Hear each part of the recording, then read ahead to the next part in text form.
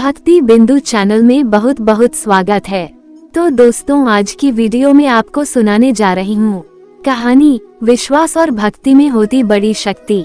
तो दोस्तों, वीडियो को लास्ट तक जरूर देखना और वीडियो को लाइक सब्सक्राइब करके घंटी पर जरूर क्लिक कर देना। तो चलिए मैं आपको आज की कहानी सुनाती हूँ। अयोध्या के बहुत निकट ही पौराणिक नदी कुटिला है, जिसे आज टेढ़ी कहते हैं। उसके तट के निकट ही एक भक्त परिवार रहता था। उनके घर एक सरस्वती नाम की बालिका थी। वे लोग नित्य श्री कनक बिहारिणी बिहारी जी का दर्शन करने अयोध्या आते थे। सरस्वती जी का कोई सगा भाई नहीं था, केवल एक मौसेरा भाई ही था। वो जब भी श्री रघुनाथ जी का दर्शन करने आती, उसके मन में यही भाव आता कि सरकार मेरे अपने भाई ही है। उसकी आयु उस समय मात्र 2 वर्ष की थी। रक्षाबंधन से कुछ समय पूर्व उसने सरकार से कहा कि मैं आपको राखी बांधने आऊंगी। उसने सुंदर राखी बनाई और रक्षाबंधन पूर्णिमा पर मंदिर लेकर गई। पुजारी जी से कहा कि हम भैया के लिए राखी लाए हैं। पुजारी जी ने छोटी सी सरस्वती को गोद में उठा लिया और उससे कहा कि मैं तुम्हें राखी सहित सरकार को स्पर्श कर देता हूँ और राखी मैं बांध दूंगा। पुजारी जी ने राखी बांध दी और उसको प्रसाद दिया। अब हर वर्ष राखी बांधने का उसका नियम बन गया। समय के साथ वो बड़ी हो गई और उसका विवाह निश्चित हो गया। वो पत्रिका लेकर मंदिर में आई और कहा कि मेरा विवाह निश्चित हो गया है, मैं आपको न्योता देने आई हूँ। चारों भाइयों को विवाह में आना ही है। पुजारी जी को पत्रिका देकर कहा कि मैंने चारों भाइयों से कह दिया है, आप पत्रिका सरकार के पास रख दो और आप भी कह दो कि चारों भाइयों को विवाह में आना ही है। ऐसा कहकर वह अपने घर चली गई। विवाह का दिन आया। अवध में एक रस्म होती है कि विवाह के बाद भाई आकर उसको चादर ओढ़ाता है और कुछ भेंट वस्तुएं देता है।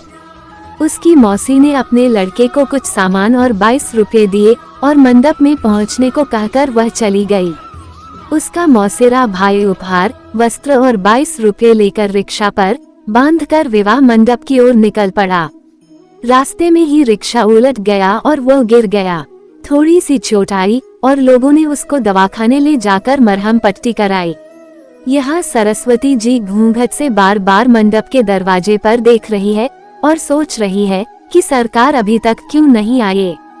उसको पूरा विश्वास है कि चारों भाई आएंगे। माँ से भी कह दिया कि ध्यान रखना, अयोध्या जी से मेरे भाई आएंगे। माँ ने उसको भोला समझकर हंस दिया। जब बहुत देर हो गई, तब व्याकुल होकर वह दरवाजे पर जाकर रोने लगी।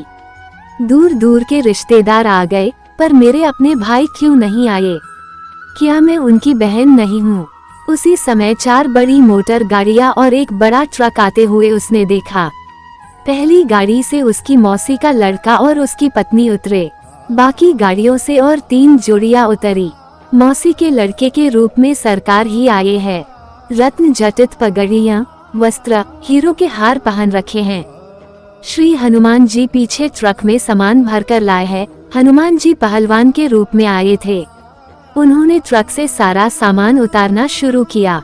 स्वर्ण, चांदी, पीतल, तांबे के बहुत से बर्तन, बिस्तर, सोफे, ओढ़ने बिछाने के वस्त्र, साड़ियाँ, अलमारियाँ, कान, नाक, गले, कमर, हाथ, पैर के आभूषण। मौसी देखकर आश्चर्य में पड़ गई कि इतना कीमती सामान मेरा लड़का कहाँ से लेकर आया। चारों का तेज और सुंदरता देखकर सरस्वती समझ गई कि यह मेरे चारों भाई है। सरस्वती जी के आनंद का ठिकाना न रहा, उसका रोना बंद हो गया। सरकार ने इशारे से कहा कि किसी को अभी भेद बताना नहीं, गुप्त ही रखना। इनका रूप इतना मनोहर था कि सब उन्हें देखते ही रह गए। कोई पूछ ना पाया कि ये गाड़ियाँ कैसे आई, ये अन्य 3 लोग कौन है। लोग हैरान होकर देख रहे थे कि अभी तक रो रही थी और अभी इतना हंस रही है और आनंद में नाच रही है। किसी को कुछ समझ नहीं आ रहा था। जब तक उसकी विदाई नहीं हुई, तब तक चारों भाई उसके साथ ही रहे। सभी गले मिले और आशीर्वाद दिया। सरस्वती ने कहा, जैसे आज शादी में सब संभाल लिया, वैसे जीवन भर मुझे संभालना। जब वह गाड़ी में बैठकर पति के साथ जाने लगी, तब चारों भाई अंतर्धान हो गए। उसी समय असली मौसेरा भाई किसी तरह लंगड़ाते हुए पट्टी लगाए हुए वहां आया। उसने वस्त्र उड़ाया और 22 रुपये दिए। मौसी ने पूछा कि अभी अभी तो तू बड़े कीमती वस्त्र पहने गाड़ी और ट्रक लेकर आया था, ये पट्टी कैसे बंध गई और कपड़े कैसे फट गए? उसको तो कुछ समझ ही नहीं आ रहा था। अंत में सरस्वती से उसकी माता ने एकांत में पूछा कि बेटी सच सच बता कि क्या बात है, ये चारों कौन थे? तब उसने कहा कि माँ, मैंने आपसे कहा था कि ध्यान रखना मेरे भाई अयोध्या से आएंगे। माँ समझ गई कि इसके तो 4 ही भाई हैं और वो श्री रघुनाथ जी और अन्य 3 भैया ही है।